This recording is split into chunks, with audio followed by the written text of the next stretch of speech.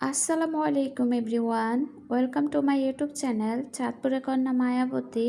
যে যেখান থেকে দেখছেন আশা করি ভালো আছেন। আলহামদুলিল্লাহ আমিও ভালো আছি। তো এই যে এখানে আমার হাজব্যান্ড মাটি বস্তার ভিতরে করে তারপরে ধনিয়া আর লাল শাকের বিচি ফেলছিল। তো এখন মোটামুটি হয়েছে। আর আজকে 2 দিন যেহেতু বৃষ্টি হয়েছে, তো আমি সকালবেলা চলে আসলাম ছাদে দেখার জন্য যে এগুলার কি অবস্থা। আর সকালবেলায় যারা একদম মুক্ত পরিবেশে এরকম ফ্রেশ পরিবেশে হাঁটে তারা বুঝতে পারে আসলে হাঁটাহাঁটি করার অভ্যাসও নেই, আর হাঁটাহাঁটি করতে পারিও না। যেহেতু বাচ্চারা ছোট ছোট, ওদের স্কুলের কথা চিন্তা করে তাড়াতাড়ি ওদের নাস্তার প্রিপারেশন করতে হয়। তো আজকে এই কারণে একটু ছাদে চলে আসলাম, একটু হাঁটাহাঁটি করতেছি। এই যে দেখেন আমার বাড়ির সামনে একদম মেইন রোড। তো নাস্তা কমপ্লিট করে চলে আসলাম রান্না করার জন্য। আর আজকে রান্না করব হচ্ছে হাঁসের ডিম। আমার তো হাঁসের ডিম অনেক বেশি ভালো লাগে।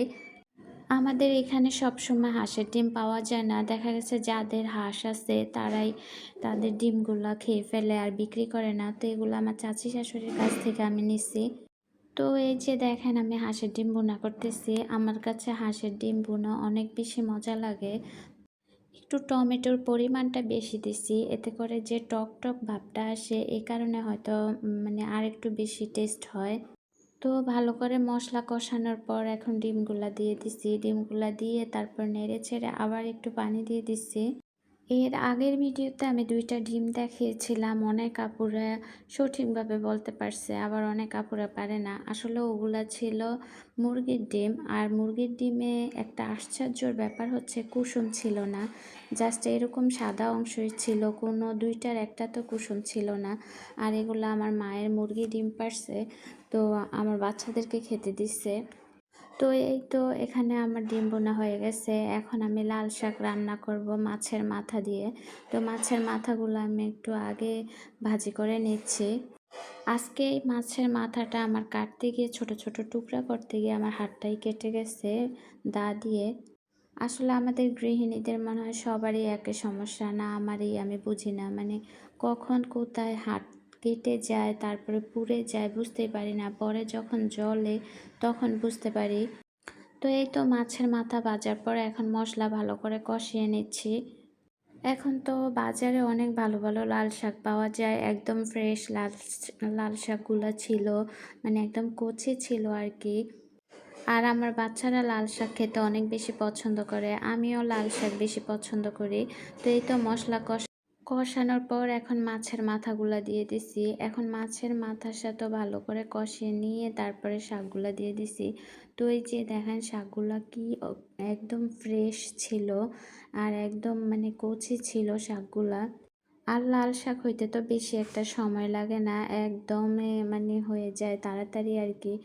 আমার দোকানের স্টাফ নাই, এই কারণে অল্প করে রান্না করি। আসলে দোকানের স্টাফ থাকলেও যখন থাকে তখনও চিন্তা করতে হয় কি রান্না করব, আর যখন চলে যায় তখনও চিন্তা করতে হয় কি রান্না করব। আর দোকানের স্টাফ যখন থাকে দেখা গেছে যাই রান্না করি একটু একটু করে খাওয়া হয়ে যায়। আর দোকানের স্টাফ না থাকলে যেতটুকুই রান্না করি অতটুকুই থেকে যায়, তো অল্প অল্প করে রান্না করতে হয়। তো এই তো এদিক দিয়ে আমার শাকটা কিন্তু প্রায় হয়ে আসছে। এখন আমি ধনিয়া পাতা দিয়ে দিব, ফ্রেশ একদম ধনিয়া পাতাগুলো ছিল। আমি যখন রান্না করি তখন কিন্তু একদম বসে বসে রান্না করি না, দেখা গেছে একটু রান্না করি তারপর আদার্স কাজগুলো থাকলো সেটাও আস্তে আস্তে করি। কারণ দিন তো এখন ছোট দিনের সাথে পারা যায় না। তো ওই যে দেখেন কি পরিমাণ ধোয়ার কারণে ঠিকমতো ভিডিও করতে পারতেছি না, মাটির চুলায় অনেক বেশি ধোয়া হয়। তো এই তো আমার লাল শাক এদিক দিয়ে হয়ে গেছে। আর শাকের ভিতরে বেশি ঝোল থাকলে ভালো লাগে না, এ কারণে ঝোলটা আরও টানিয়ে নিচ্ছি চুলার উপরে রেখে। তো এই তো নামিয়ে নিচ্ছি। আর রান্না শেষ করার পরে আবার আমার বাপের বাড়ি থেকে এই মাছগুলো পাঠাইছে। আসলে বাপের বাড়ি কাছে হইলে আর কি এই একটা পজিটিভ দিক থাকে, ওনারা কোনো কিছুই আমাদেরকে রেখে খাইতে চায় না, আমার বাচ্চাদের জন্য পাঠিয়ে দেয়। তো এই তো একদম ফ্রেশ তাজা তাজা মাছগুলা ছিল। আর মাছগুলা কাটার সময় না বিলাই অর্ধেকটা খেয়ে ফেলছে, আমি একটু কাজে গেছিলাম মাছগুলা রেখে, এখান দিয়ে আবার বিড়াল নিয়ে গেছে মাছ। তো আজকে এ পর্যন্তই। যারা আমার ভিডিও সবসময় দেখেন আপনাদেরকে অসংখ্য ধন্যবাদ। অবশ্যই আমার পুরো ভিডিও দেখবেন। আর যারা নতুন নতুন আসেন তারা অবশ্যই যদি ভালো লাগে ভিডিওগুলা তাহলে অবশ্যই লাইক এবং কমেন্ট করবেন। আর পারলে চ্যানেলটা সাবস্ক্রাইব করে আমার পাশে থাকবেন। তো এই পর্যন্তই, সবাই দোয়া করবেন আমার ফ্যামিলির জন্য, আমার জন্য। আল্লাহ হাফেজ।